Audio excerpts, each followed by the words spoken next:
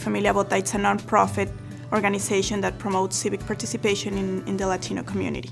I work a lot with the Spanish media to create programs to promote civic participation. That's one of the things. The other part that I'm in charge of, it's events. Citizenship workshops. We held citizenship workshops throughout the year.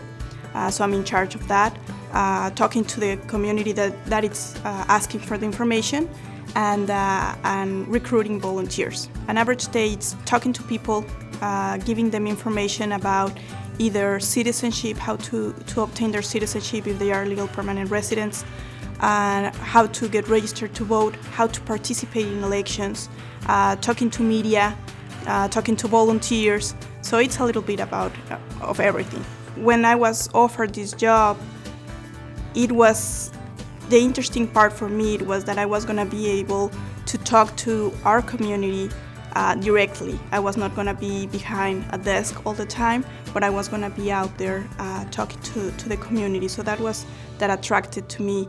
And because of what I have been doing since I was in school, I was always kind of doing some type of activism. So it was just like a right fit. It's very nice to be able to talk to so many people with so many different backgrounds. For example, if I'm talking to the media, it's obviously a complete different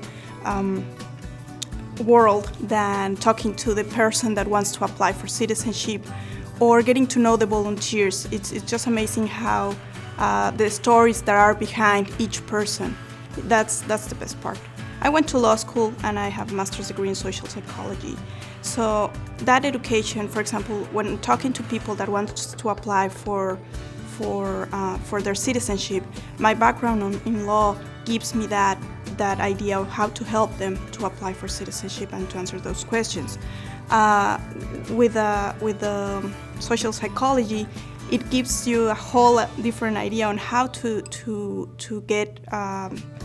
treat people with different backgrounds. Every person it's completely different from one another, and then sometimes you have, because of the events that we have to kind of manage a huge amount of people that are at the workshops, for example, and the background that I have, it's helpful. For example, a group dynamic, it's always helpful at those workshops to get people pumped up when you want them to get voter registrations and stuff like that.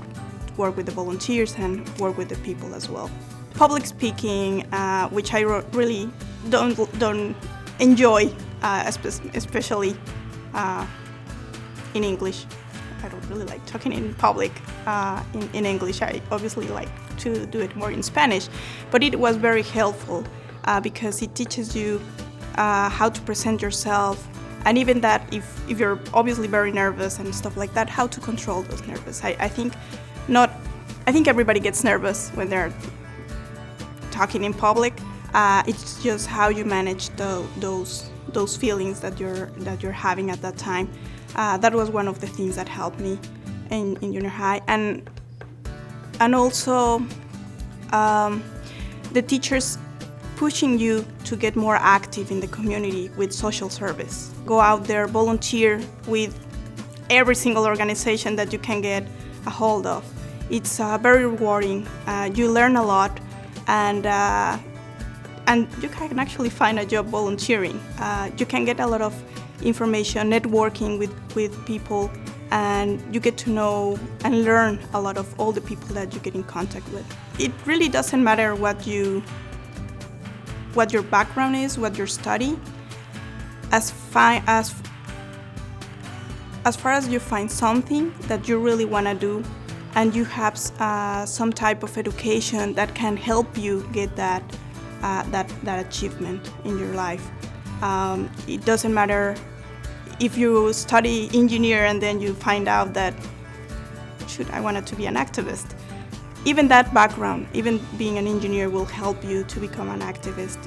It's just a matter of getting an education to get those skills, to talk to people, to have more tools to do whatever you want to do.